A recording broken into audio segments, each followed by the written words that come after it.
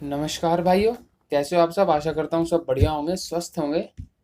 तो जैसे कि आपको स्क्रीन पर दिख रहा होगा, ये वीडियो किस टॉपिक के ऊपर है। ये DSSB जो असिस्टेंट सुपरिटेंडेंट के जो एग्ज़ाम शुरू हो गए हैं, उसका मैं कल मेरा 13 का फर्स्ट शिफ्ट में एग्ज़ाम था।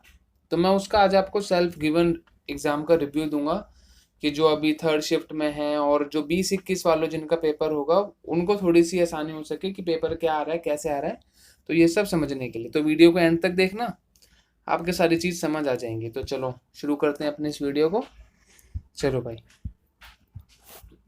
तो पहले तो अगर आपने इसे जान दो पहले, अगर आपने बॉर्डर का एग्ज़ाम दिया होगा, बॉर्डर का एग्ज़ाम अगर आपने दिया है तो आपको पैटर्न पता होगा कि कैसे क्या खुलता है। अगर आपको नहीं पता तो मैं आपको पहले पैटर्न बता देता हूँ कि पहले क्या खुलेगा उसके बाद क्या खुलेगा। ठीक, सबसे पहले खुलेगा आपका रीजनिंग।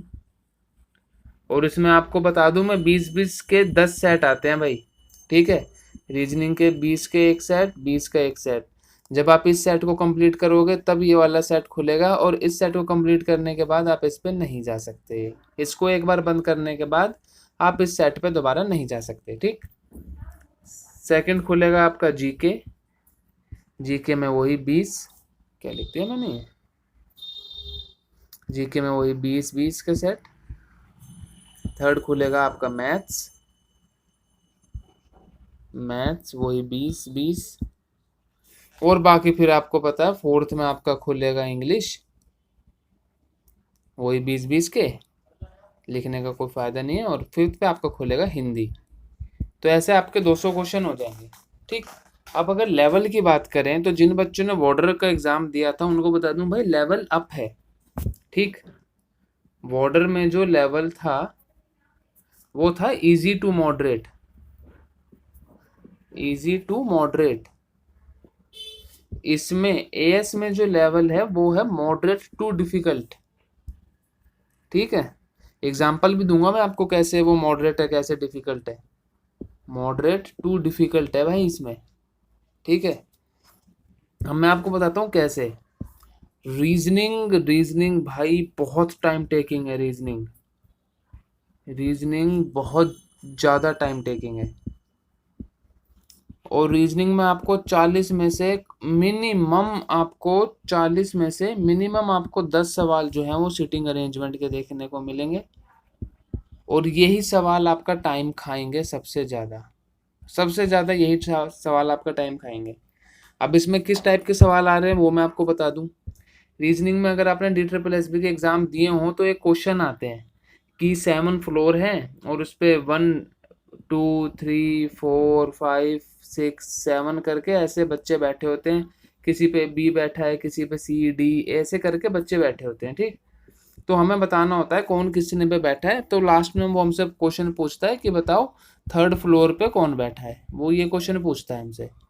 तो जो बॉर्डर में हमें एक क्वेश्चन आते थे, बॉर्डर में भी ऐसे क्वेश्चन आते हैं, पर जो बॉर्डर में ऐसे क्वेश्चन आते हैं ना, उसमें वो 1 या 2 सीट हमें फिक्स कर देता है। वो हमें कह देता है कि भाई 2 पे या तो बी बैठा है और सी पे हमारा ई बैठा है।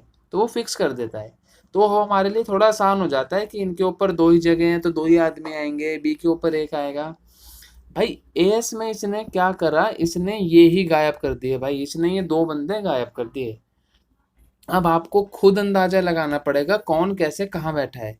और इस तरीके से आपको क्वेश्चन अगर करना है ना, तो भाई आपको प्रोबेबिलिटी लगा के देखनी पड़ेगी। आपको एक ही क्वेश्चन 3 से 4 बार करके देखना पड़ेगा। आपको एक ही क्वेश्चन, मतलब पहले आपको बी को यहाँ बिठाना पड़ेगा। अगर सेटिस्फाई होता है ठीक है, नहीं दोबारा काटो, बी को यहाँ बिठाओ, होता है ठीक है, नहीं फिर काटो फिर बिठाओ।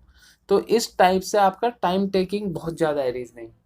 रीजनिंग आ इजी रही है, अगर कोई बच्चा सही तैयारी करके गया है तो उसको इजी लगेगी। पर कोई कितनी भी तैयारी कर ले, टाइम उसका लगेगा ही लगेगा। टाइम टेकिंग सबके लिए है वो। क्योंकि वो ऐसा सवाल है ही नहीं कि अगर कोई टॉपर है ना तो वो उसको पढ़ के 5 सेकंड में लगा देगा। वो ऐसे सवाल है ही नहीं। कोई कितना ही बड़ा टॉपर हो, कोई टीचर हो, कोई कितना ही बड़ा तमंची हो, उसको उन क्वेश्चन को करने में 3 से 4 मिनट टाइम खपेगा ही खपेगा। ठीक, हाँ, बस एक चीज़ हो सकती है कि जो आपने पहली बारी में ही किसी चीज़ को कहीं बिठा के देखा और वो वहीं सेटिस्फाई कर गया, तो आपका टाइम बच सकता है। पर अगर वो नहीं किया तो आपको दूसरी बार फिर बिठाना पड़ेगा, फिर तीसरी बार बिठाना पड़ेगा, तो ऐसे करके रीजनिंग टाइम टेकिंग है। जीके की बात करूं मैं, जीके में मैं अपना खुद बताऊं भाई, मैं पिछले 1.5 ईयर के करंट अफेयर पढ़ के गया था। ठीक है, 1 जैन से 1 जैन 2023 से अब तक टिल नाउ जो भी है मैं पढ़ के गया था करंट अफेयर, उसमें से कुछ नहीं आया। करंट अफेयर थे, 2-3 क्वेश्चन थे करंट अफेयर के 2023 से ही थे, पर वो जो मैंने पढ़ा उसमें से नहीं थे। और बिल्कुल टॉप सोर्स से मैंने पढ़ा था, परमार सर से भी मैंने पढ़ा, आरबी सर ने जो पीडीएफ दे रखी है उससे भी मैंने कर रखा है। और जितने भी सारे बढ़िया बढ़िया सोर्स है करंट अफेयर के, मैंने सबसे करंट अफेयर कर रखे थे, पर किसी में से कुछ नहीं आया। उन्होंने कुछ अलग ही पूछ रखा था। ठीक, तो उससे उन्होंने जीके का लेवल भी उठा दिया। मैथ्स में, मैथ्स वैसे इजी है, अर्थमेटिक इजी है, अर्थमेटिक आप कर दोगे।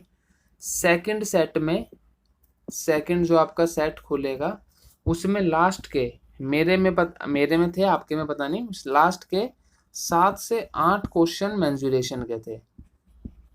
2D थी सारी, ऐसी कोई बात नहीं है कि 3D मेंसुरेशन आ रही है, सारी 2D मेंसुरेशन आ रही थी। तो अगर आपने मेंसुरेशन कर रखी है तो हो जाएगी, मेरी भी हो गई थी। पर हाँ, मैथ्स में कुछ क्वेश्चन ऐसे हैं भाई जो आपको छोड़ने पड़ेंगे, जो टाइम टेकिंग है। अगर आप पूरा 40 आउट ऑफ 40 अटेम्प्ट करने जाओगे तो आपकी इंग्लिश हिंदी छूटेगी, एक पार्ट आपका छूटेगा। तो कोशिश करो कि 35 से 36 क्वेश्चन इसमें अटेम्प्ट कर हो जाए तो बहुत बढ़िया है, इससे ज़्यादा करने की कोशिश भी मत करो।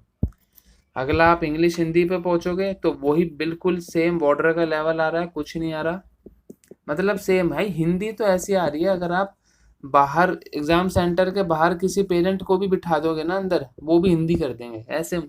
7 से 10 7 8 10 तो मुहावरे ही मुहावरे आ रहे हैं भाई बस। और वो भी कैसे कैसे, चोर की दाढ़ी में तिनका, ऐसे ऐसे मुहावरे आ रहे हैं, राई का पहाड़ बनाना, ऐसे टुच्चे टुच्चे से मुहावरे आ रहे हैं। मतलब हिंदी तो कोई अगर बाहर का पेरेंट्स भी आके बैठ जाएगा ना, वो भी हिंदी कर देगा, वो भी 40 में से 30 से ऊपर नंबर ले आएगा। बस फैक्टर यही है कि हिंदी तक पहुंचना है। अगर हिंदी तक पहुंच गए तो वहां आपका मार्क्स पड़े हैं, वो आपको उठाने हैं बस। अगर आप वहां तक पहुंच गए तो वहां तक पहुंचने की बहुत बड़ी डील है। ठीक, तो भाई जिसका भी एग्जाम है आगे, मैंने आपको बता दिया कैसे क्या चीजें आ रही है, तो अपना इसी हिसाब से, अगर जिनका 20-21 को एग्जाम है तो भाई रीजनिंग की बढ़िया प्रैक्टिस कर लो अपना, तुम्हारे पास है 4-5-6 दिन, अपना सिर्फ रीजनिंग की प्रैक्टिस कर लो। आपका काम, अगर आपने रीजनिंग निपटा दी ना 30 मिनट के अंडर, तो आपका काम बन जाएगा बढ़िया।